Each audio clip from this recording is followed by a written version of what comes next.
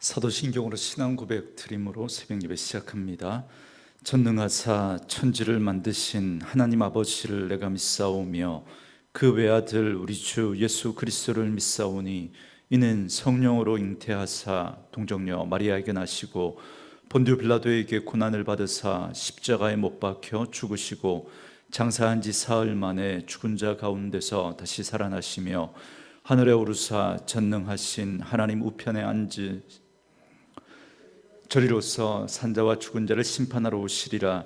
성령을 믿사오며 거룩한 공회와 죄를 사하여 주시는 것과 몸이 다시 사는 것과 영원히 사는 것을 믿사옵나이다. 아멘. 이 시간에 우리에게 주시는 하나님의 말씀은 잠언 23장 15절에서 35절 말씀까지입니다.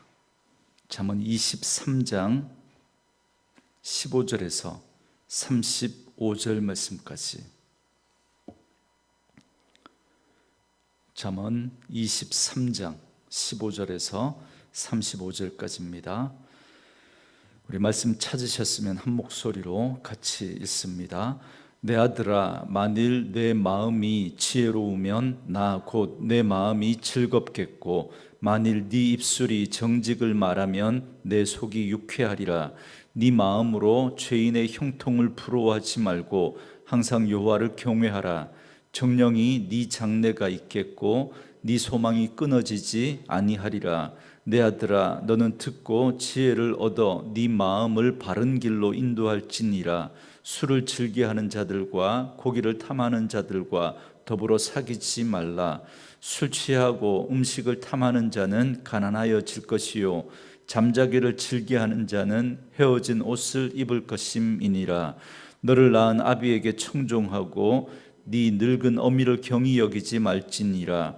진리를 사되 팔지는 말며 지혜와 훈계와 명철도 그리할지니라. 의인의 아비는 크게 즐거울 것이요 지혜로운 자식을 낳은 자는 그로 말미암아 즐거울 것이니라. 네 부모를 즐겁게 하며 너를 낳은 어미를 기쁘게 하라. 내 아들아, 네 마음을 내게 주며 네 눈으로 내 길을 즐거워할지어다. 대저 음녀는 깊은 구덩이요 이방 여인은 좁은 함정이라. 참으로 그는 강도같이 매복하며 사람들 중에 사악한 자가 많아지게 하느니라. 재앙이 네게 있느뇨 근심이 네게 있느뇨 분쟁이 네게 있느뇨 원망이 네게 있느뇨 까닭없는 상처가 네게 있느뇨 붉은 눈이 네게 있느뇨 술에 잠긴 자에게 있고 혼합한 술을 구하러 다니는 자에게 있느니라. 포도주는 붉고 잔에서 번쩍이며 순하게 내려가나니 너는 그것을 보지도 말지어다. 그것이 마침내 뱀같이 물 것이요 독사같이 쏠 것이며 또 네 눈에는 괴이한 것이 보일 것이요 네 마음은 구부러진 말을 할 것이며 너는 바다 가운데에 누운 자 같을 것이요 돛대 위에 누운 자 같을 것이며 네가 스스로 말하기를 사람이 나를 때려도 나는 아프지 아니하고 나를 상하게 하여도 내게 감각이 없도다. 내가 언제나 깰까 다시 술을 찾겠다 하리라. 아멘.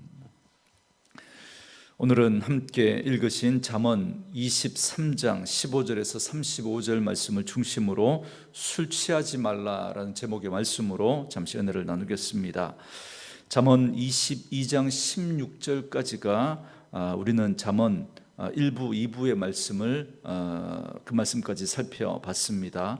1부는 잠언 1장부터 9장까지 말씀으로 솔로몬의 잠언으로 지혜를 예찬하며 젊은이들에게 지혜를 교훈하는 내용이었습니다. 그리고 2부는 잠언 10장에서부터 22장 16절까지로 솔로몬의 375 단편 경구집을 우리 살펴봤습니다. 주로 의인과 악인을 대조해서 다양한 교훈들을 살펴봤습니다.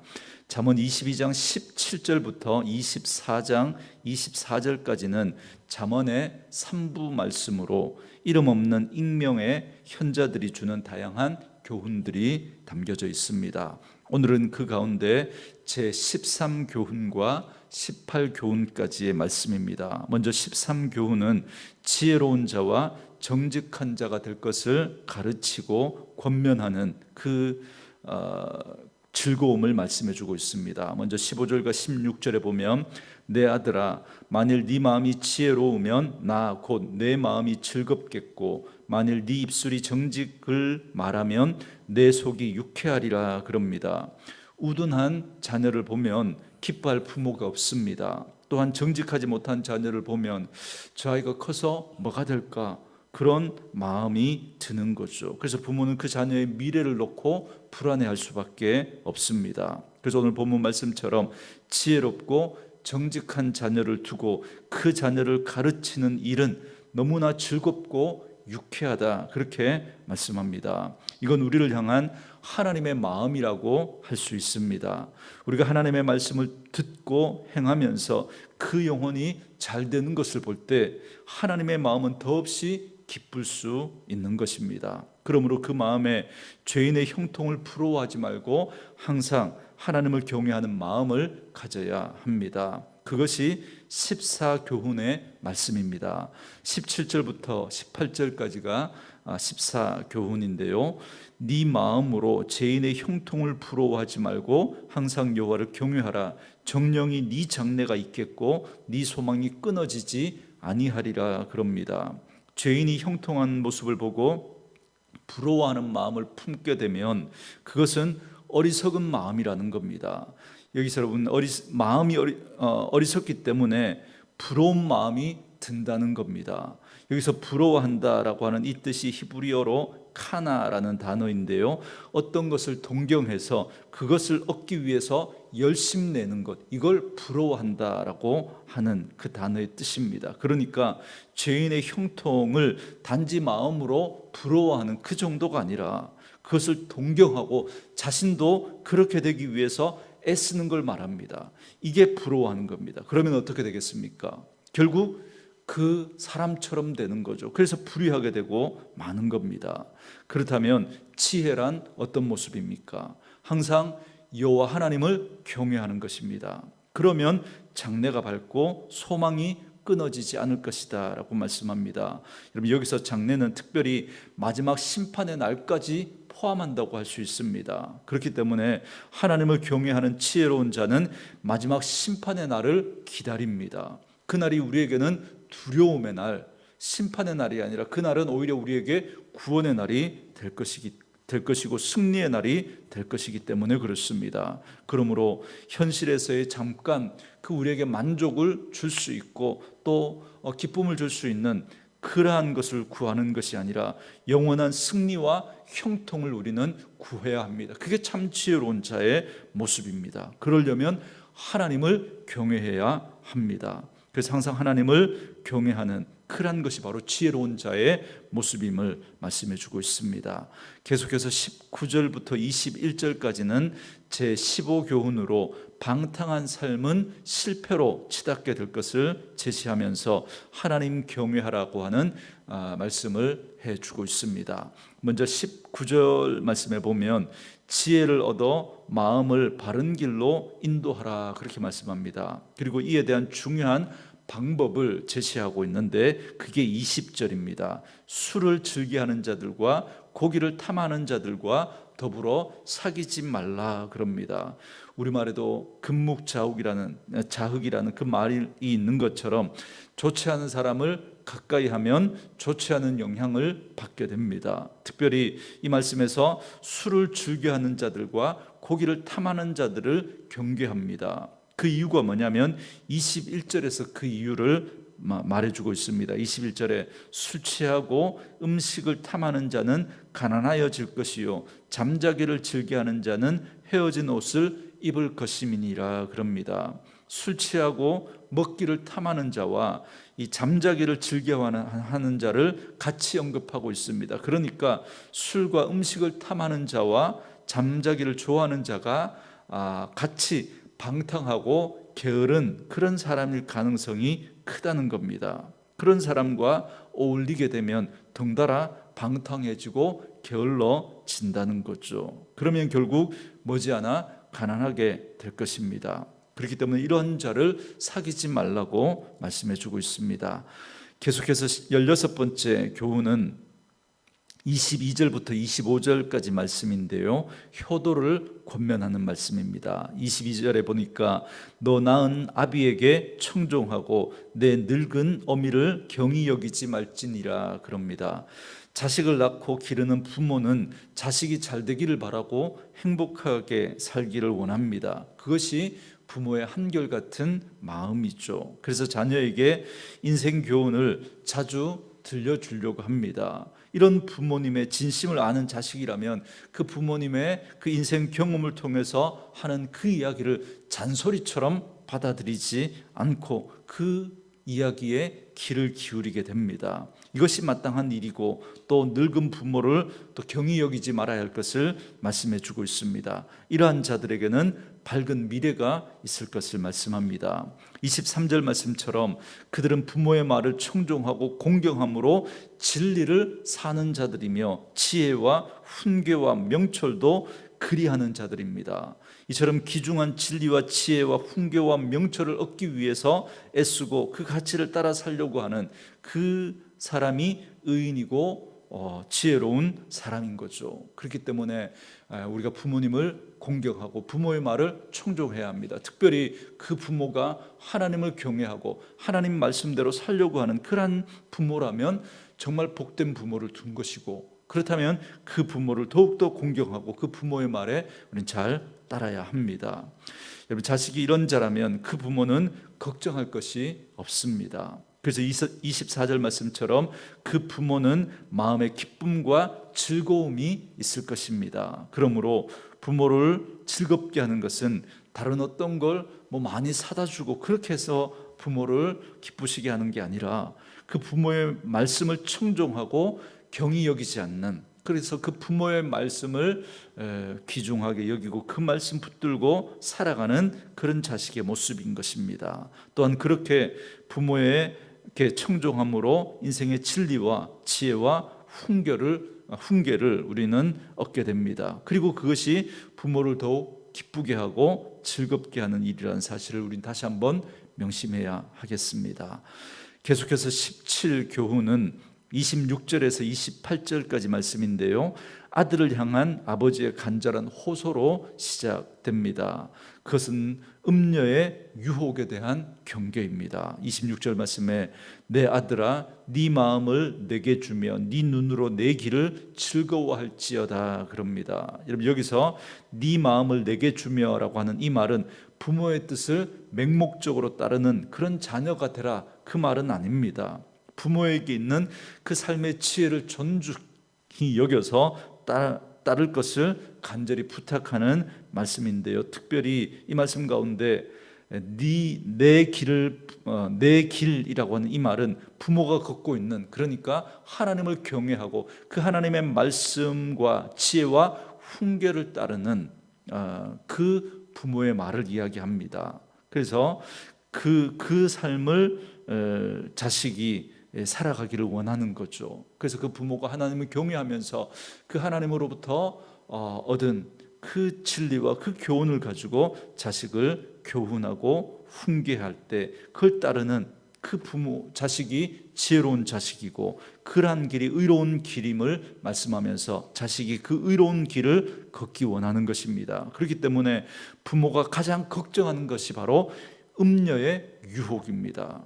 그런 부모의 가르침에 반대되는 빗나간 삶을 살아갈 가장 큰 유혹이 바로 음녀의 유혹이기 때문에 그렇습니다. 27절 말씀에 대저 음녀는 깊은 구덩이요 이방 여인은 좁은 함정이라 그럽니다. 깊은 구덩이에 빠지거나 좁은 함정에 걸려들면 빠져나올 수가 없다는 겁니다. 그 유혹이 그렇게 강렬하기 때문에 알면서도 헤어나올 수가 없는 것이죠. 그것처럼 음녀의 실체는 바로 이런 것입니다. 그러니까 음녀에게 걸려들지 않도록 정신을 차리고 특별히 마음을 빼앗기지 않도록 주의하라고 말씀을 하고 있습니다. 그래서 이런 음녀를 사악한 강도와 같다, 그렇게 비유하고 있습니다. 그런데 28절에 보면 그들은 사악한 자가 많아지게 한다 그럽니다. 그러니까 음녀들은 강도처럼 매복해서 남을 해치거나 빼앗는 것으로 끝나는 게 아니라 그를 자신들과 같이 악하게 물들인다는 겁니다. 음녀의 유혹의 심각함이 바로 여기에 있는 것입니다. 자녀들에게 이러한 일이 일어나지 않도록 부모는 노심초사합니다. 그러므로 음녀를 주의하라고 하는 이 교훈을 우리 가슴 깊이 새겨들어야 할 말씀입니다. 또한 부모가 자녀에게 경계하는 모습 교훈 중에 또 하나가 술 문제입니다.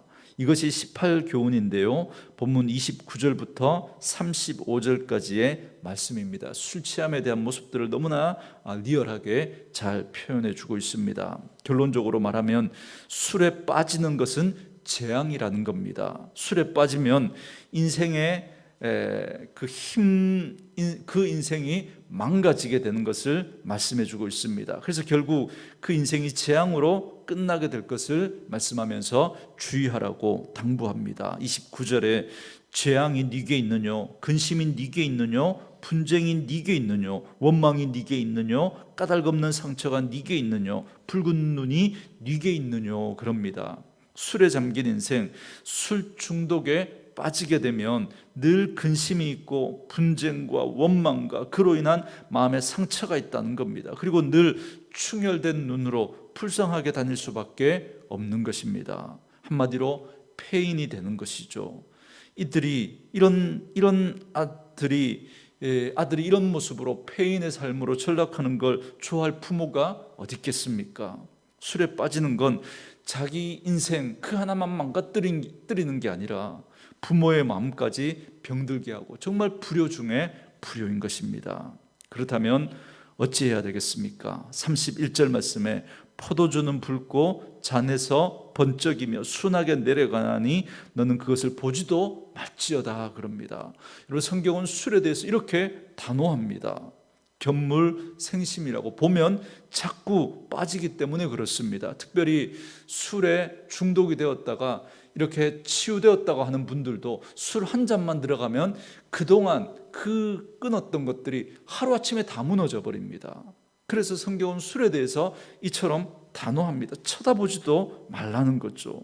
그런데 이런 경고를 무시하고 그렇게 그 술에 또 자기를 노출하게 되면 결국 술이 우리 인생을 망가뜨릴 수 있습니다. 그러면 그렇게 술에 빠져 살아가는 자의 모습을 33절부터 35절에서 또 리얼하게 표현해 주고 있습니다. 저는 오늘 말씀을 묵상하면서 두 가지를 묵상해 봅니다. 하나는 참 부모의 역할이고 또 하나는 참된 자녀의 역할입니다. 자식이 다 잘 되기를 바라는 건 세상 모든 부모의 한결같은 마음이겠지만 그러나 그 부모가 하나님을 경외하지 않을 때 그 부모가 그 자식 잘 되라고 하는 그 이야기들이 어쩌면 세상 요령만 가르치는 그런 부모일 수 있겠다라는 생각을 해봅니다. 그러나 진정한 부모는 자녀에게 진정 우리가 두려워해야 할 분이 누구인지 그리고 우리가 진정 사랑해야 할 분이 누구인지를 가르치는 그 부모가 참된 부모라는 생각을 다시 한번 깨닫게 됩니다. 그렇다면 여러분 우리는 어떤 부모입니까? 자식에게 어떻게 하면 세상에서 잘 살 수 있는지 세상 요령만 가르치는 그런 부모인지 아니면 정말 두려워해야 되고 정말 사랑해야 될 그 하나님을 가르치는 부모인지 한번 돌아볼 수 있기를 원합니다. 또 한편으로 참된 자녀의 역할을 생각해 봅니다. 참된 자녀는 부모를 근심하게 하는 자녀가 아닙니다. 자신의 생애를 통해서 삶으로 하나님을 증거하기 원하는 그 부모를 공경하는 건 너무나 마땅한 일이죠. 혹 그렇지 않은 부모를 우리가 두었다고 해도 우리를 낳아 주었다고 하는 그 사실 하나만으로도 그 은혜만으로도 우리는 부모를 마땅히 공경해야 합니다. 그러나 삶으로 하나님을 증거하는 그 부모를 두었다면 참으로 복된 것이고 그렇다면 우리가 그 부모를 배나 더 공경하고 존중해야 합니다. 그리고 그러한 부모의 무릎에 앉아서 그 무릎 앞에서 겸손한 마음으로 하나님의 말씀을 듣고 따르는 자가 그 부모를 가장 기쁘게 하는 자다라는 사실을 여러분 꼭 기억하고 여러분들은 참된 자녀의 삶을 살아갈 수 있기를 원합니다. 혹 인간적으로 그런 부모를 우리가 두지 못했다고 할지라도 정말 우리에게 진짜 부모이신 우리 하나님이 계시다는 사실을 기억하고 그 하나님의 말씀을 여러분 깊이 듣고 따르는 삶을 살아야 할 것입니다. 그러므로 오늘 말씀처럼 하나님을 경외함으로 우리는 지혜로운 인생을 사는 부모가 되어야 하고 동시에 그러한 부모를 우리는 공경해야 합니다. 부모님의 말씀을 청종하고 부모님을 업신여기지 않아야 합니다. 부모 공경은 하나님 경외하는 그 첫 발걸음입니다. 부모를 공경하지 않으면서 부모를 섬기지 않으면서 하나님을 섬기고 하나님을 공경한다, 이건 말이 되지 않는다고 성경은 우리에게 말씀하고 있습니다. 하나님 경외하듯이 우리는 마땅히 부모 공경해야 합니다. 그것이 지혜로운 자의 모습입니다. 오늘도 그 부모의 마음과 우리의 참 부모이신 하나님의 마음을 깨달아 방탕하고 게으른 삶을 우리는 늘 경계해야 합니다. 이것이 바로 우리 하나님과 부모님이 가장 바라고 또 걱정하고 경계하는 일입니다. 늘 하나님을 기쁘시게 하고 부모님을 기쁘시게 하는 참 지혜자의 삶을 살아가는 저와 여러분 되어줄 수 있기를 주의 이름으로 축원합니다. 오늘 주신 말씀 묵상하시면서 이 찬양 우리 들으시면서 기도한 시간 갖겠습니다.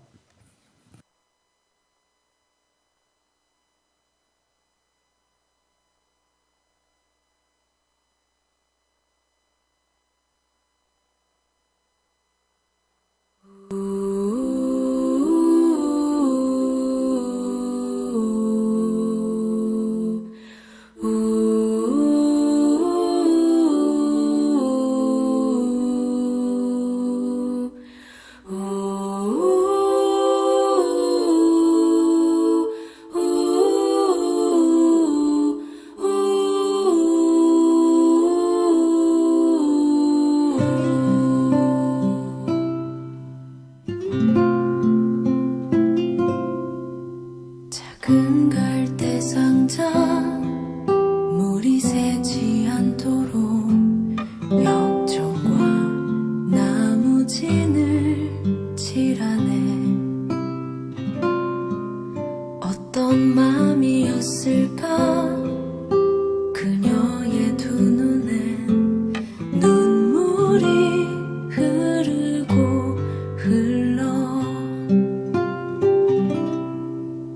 동그란 눈으로 엄마를 보고 있는 아이와 입을 맞추고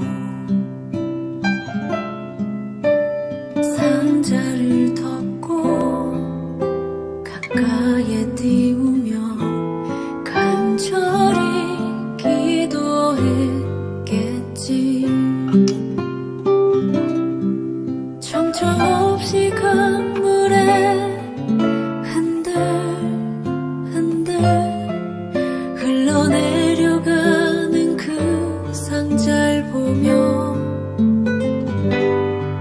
눈을 감아도 보이는 아이와 눈을 맞추며 주저앉아 눈물을 흘렸겠지. 너의 삶의 참 주인, 너의 참 부모이신 하나님 그 손에 너의 삶을 맡긴다. 너의 삶의 참 주인, 너를 이끄시는 주 하나님 그 손에 너의 삶을 드린다.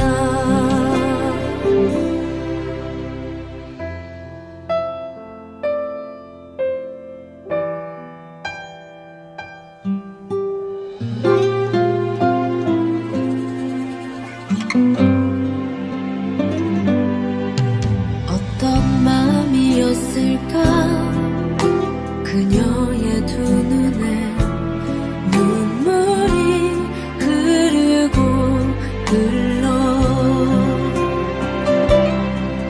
정처 없이 강물에 흔들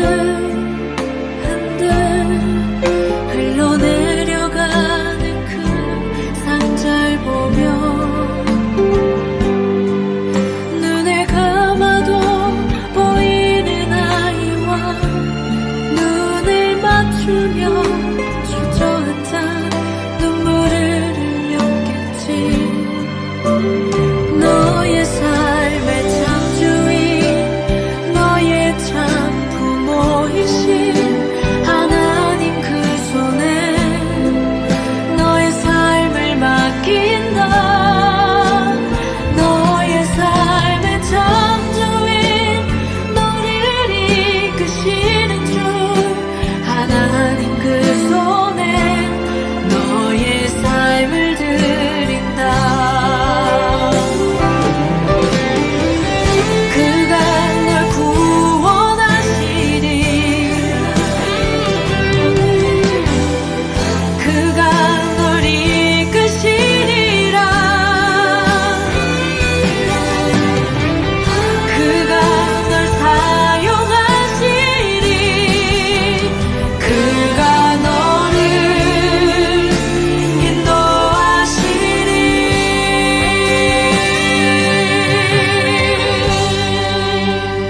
너의 삶의 참주인